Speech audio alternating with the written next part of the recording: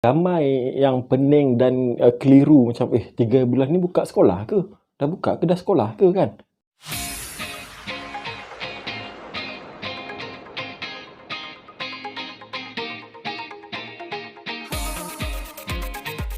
Assalamualaikum, selamat sejahtera, selamat datang ke channel Saifuddin Sembang.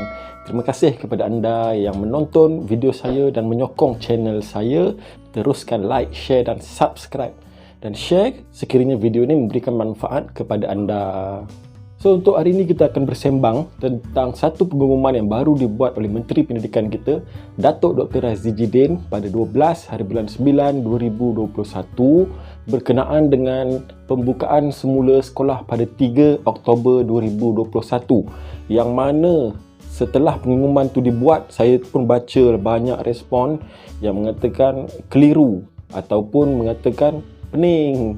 3 bulan ni dah buka sekolah ke semua ke, macam mana kan, selamat ke ya, ada juga yang kata tutup je lah sekolah sampai akhir tahun, buka je tahun depan kan.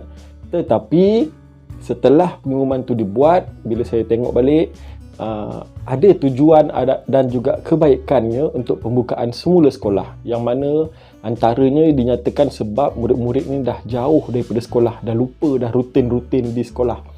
Tapi pembukaan sekolah ni juga secara berperingkat mengikut fasa di sesebuah negeri, bukan serentak seluruh Malaysia, tetapi dia akan buka berperingkat. Maksudnya ada negeri yang buka, ada negeri yang tidak. Dia bergantung kepada fasa di sesebuah negeri. Jadi kita kena tahu dulu apakah status fasa negeri anda. Untuk setakat hari ini, negeri yang masih lagi berada di fasa 1 ialah Kedah dan Johor. Di fasa 2 ialah Selangor, Kuala Lumpur, Putrajaya, Kelantan, Pulau Pinang, Melaka, Sabah, Pahang, Perak dan Terengganu. Negeri di fasa 3 ialah Negeri Sembilan, Perlis dan Sarawak. Dan hanya satu sahaja yang ada di fasa 4, iaitu wilayah Persekutuan Labuan. Jadi untuk setakat hari ini, itulah fasa-fasa negeri di Malaysia ini. Jadi ambil tahu negeri anda di fasa berapa dan buka ke tidak. Jom saya terangkan macam mana status pembukaannya. Untuk negeri yang berada di fasa 1, semua akan menjalankan PDPR sehingga bulan 12. Sekolah rendah, sekolah menengah, tadika, prasekolah, murid berkeperluan khas dan semualah, senang cerita, akan meneruskan PDPR. Untuk negeri fasa 2 pula, sekolah rendah dan sekolah menengah semuanya akan meneruskan PDPR, kecuali murid-murid MBK dan PPKI yang akan hadir ke sekolah tanpa penggiliran. Untuk pengetahuan, MBK dan PPKI ini bermaksud murid berkeperluan khas dan pendidikan khas. Mereka perlu hadir ke sekolah untuk negeri fasa 2 tanpa penggiliran. Maksudnya datang sepenuhnya bersemuka di dalam kelas. Ini adalah kerana jumlah mereka ni tidak ramai di sesebuah sekolah, dan mungkin sesebuah sekolah tersebut boleh menyusun kedudukan mereka dengan lebih jarak kerana jumlah mereka tidak ramai. Dan murid tingkatan 6 semester 2, IBD tahun 2 dan program pra-U semester 3 di Sekolah Sukan Malaysia hadir tanpa penggiliran. Yang mana fasa 3 sama dengan fasa 2. Siapa yang boleh hadir fasa 2, maknanya dia boleh hadir untuk fasa 3. Jadi ada penambahan untuk fasa 3 ni. Fasa 3 penambahannya ialah murid kelas peperiksaan hadir secara penggiliran, yang lainnya akan menjalankan PDPR. Selain itu juga untuk fasa 3, murid prasekolah dan tadika boleh hadir tanpa penggiliran. Dan untuk fasa 4, sesiapa yang boleh hadir pada fasa 3, dia boleh hadir ke fasa 4, dan ada juga penambahan, iaitu murid tahap 1 mulai 17 Oktober, iaitu tahun 1, 2, 3 akan hadir secara penggiliran, dan murid tahap 2 masih lagi menjalani PDPR. Tetapi mulai 31 Oktober, murid tahap 2 iaitu tahun 4, 5, 6 boleh hadir secara penggiliran. Ini bermaksud sebuah sekolah tu perlu menyusun untuk menggilirkan murid tahun 1, 2, 3 dan minggu seterusnya pada tahun 4, 5, 6 untuk datang. Murid yang digilirkan datang perlu belajar secara bersemuka dan yang tidak datang ke sekolah akan belajar secara PDPR. Bermakna ada dua lah tugas guru, mengajar bersemuka dan PDPR. Dan mungkin juga ini akan diberikan kepada guru-guru yang tidak divaksinkan untuk meneruskan PDPR. Tapi kalau satu sekolah tu semua dah vaksin, bermakna guru perlu buat dua tugas. Satu, memberikan tugasan secara PDPR untuk murid yang digilirkan. Satu lagi, mengajar secara bersemuka untuk murid yang hadir. Untuk sekolah menengah, 3 Oktober, murid-murid peperiksaan datang dengan penggiliran, murid-murid lain PDPR. Pada 17 Oktober, murid-murid tingkatan 3 dan 4 asrama hadir sepenuhnya. Manakala murid tingkatan 3 dan 4 sekolah harian hadir dengan penggiliran. Murid peralihan tingkatan 1 dan 2 akan menjalani PDPR. Telah pun dinyatakan kenapa murid asrama ini perlu hadir sepenuhnya adalah mereka ditempatkan dalam satu tempat yang mana mereka tidak bercampur dengan murid yang harian datang keluar masuk, tapi mereka memang dah ada di asrama. Dan pada 31 Oktober, murid asrama perlu hadir sepenuhnya. Murid lain sekolah swasta hadir secara penggiliran. Itulah pembukaan semula sekolah rendah dan sekolah menengah mengikut fasa negeri anda. Jadi kalau negeri anda masih di fasa 1, jangan risau, PDPR. Fasa 2, sekolah rendah dan sekolah menengah masih PDPR. Dan fasa 3 dan fasa keempat adalah seperti yang saya terangkan tadi. Kemudian KPM juga menyatakan bahawa takwim pendidikan 2021 dilanjutkan sehingga bulan 3 2022. Bermaksud murid-murid naik aja tahun depan bulan 1 dan bulan 2 mereka masih berada dalam darjah yang sama. Contohnya, kalau saya adalah murid tahun 1 pada 2021, masuk bulan 1 2022 saya masih murid tahun 1. Bulan 3 baru saya dinaikkan jadi murid tahun 2. Begitulah untuk tahun-tahun yang seterusnya. Tapi perkara ini dapat pelbagai respon daripada guru-guru yang menyatakan kenapa nak dilanjutkan lagi 3 bulan sedangkan silibus boleh ditamatkan sampai bulan 12. Dan bulan 12 takwim akan tamat pada 10 Disember dan sehingga 31 Disember cuti akhir tahun. Kemudian Januari akan buka semula sekolah. Jadi banyak respon yang mengatakan kenapa? Apa kita nak buat lagi 3 bulan tu pembukaan sekolah tu? Kalau sekolah tu masih di fasa 2, kita akan PDPR selama 3 bulan. Untuk apa? Kata-kata, komen-komen yang diberikan. Jadi dijawab oleh Menteri Pendidikan yang mengatakan bahawa ini adalah bertujuan untuk memberikan pengajaran kepada murid-murid yang tercicir untuk catch up balik, kejar balik apa yang diorang tertinggal. Dan murid-murid yang menguasai untuk tambah lebih baik lagi sepanjang 3 bulan tu. Jadi bertambahlah kerja guru untuk memastikan murid-murid ni dapat topik ataupun tajuk sesuatu tu dengan penuh pada tahun hadapan selama 3 bulan itu sebelum mereka naik ke darjah atau tingkatan yang lain. Jadi walaupun tajuk dah habis, tahun depan kena push lagi supaya mereka terus dapat sesuatu topik ataupun subjek itu. Jadi jom kita sambung apa lagi yang diterangkan. Untuk pembukaan sekolah ni hanya 50% sahaja jumlah yang dibenarkan hadir. Jadi untuk sesuatu kelas tu perlu dipecahkan kepada 2 kumpulan. Contohnya, kalau kelas tu mempunyai 40 murid, bermakna 20 murid kumpulan A, 20 murid kumpulan B.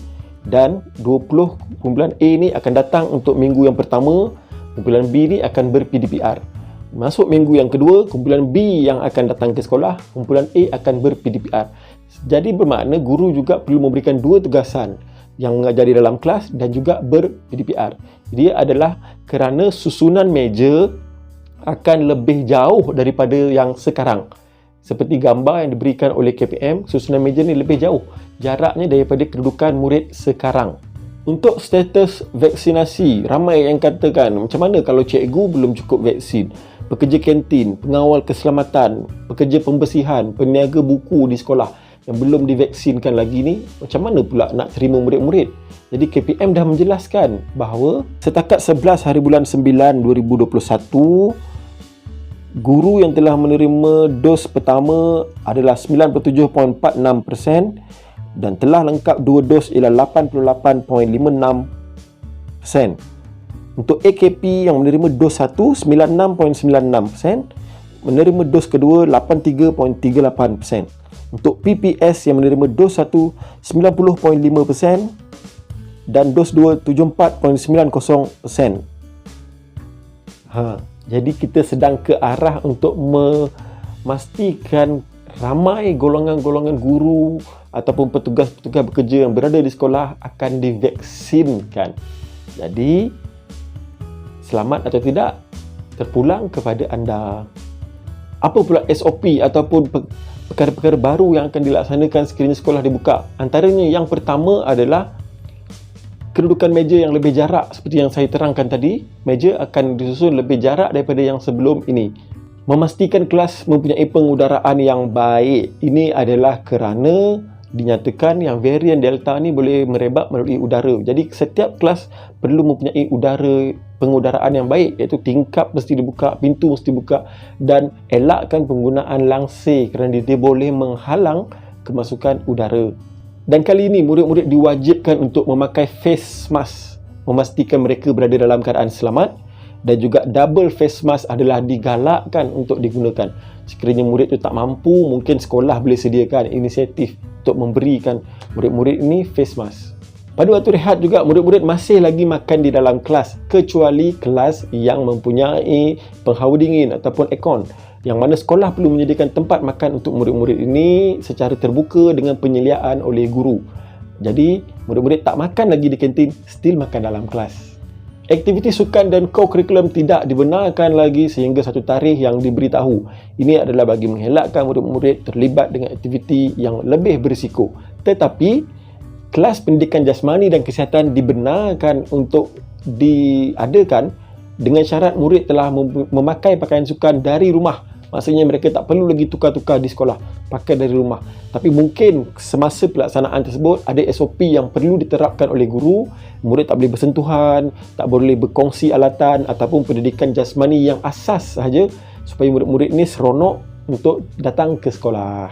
Murid-murid yang bergejala daripada rumah lagi dah selsema, batuk, demam, ibu bapa disarankan untuk tidak menghantar anak mereka ke sekolah untuk merisikokan murid-murid lain. Jadi, duduklah di rumah. Tapi kalau yang dah datang sekolah, dekat sekolah tu baru dia demam, selsema, batuk, sekolah akan membuat ujian saringan kepada murid-murid ini dan diasingkan. Untuk murid-murid asrama pula, mereka perlu menjalani sebanyak 3 kali ujian COVID-19, iaitu pertama sewaktu pendaftaran, yang kedua sewaktu hari ke-6 dan yang ketiga sewaktu hari ke-14. Ini untuk memastikan mereka berada dalam kelompok yang selamat. Dan yang menariknya, murid-murid boleh hadir ke sekolah menggunakan pakaian yang biasa sekiranya uniform sekolah dah tak muat. Yelah, dan akhir tahun depan pun dah nak kena beli baju baru kan. Nak pakai baju sekolah tahun ni, duduk rumah PDPR, makan banyak, baju dah tak muat. Jadi murid boleh dibenarkan menggunakan pakaian harian biasa, tetapi syaratnya mestilah sopan dan sesuai. Janganlah pakai seluar pendek pergi sekolah, janganlah pakai pakaian yang terlalu seksi, ketat dan sebagainya. Pakailah pakaian yang sesuai, baju kurung, seluar panjang, baju kemeja ataupun t-shirt yang baik. Dan kerana ibu bapa mempunyai pandangan masing-masing, selamat ke nak hantar kat sekolah? Boleh ke nak hantar? Yakin ke?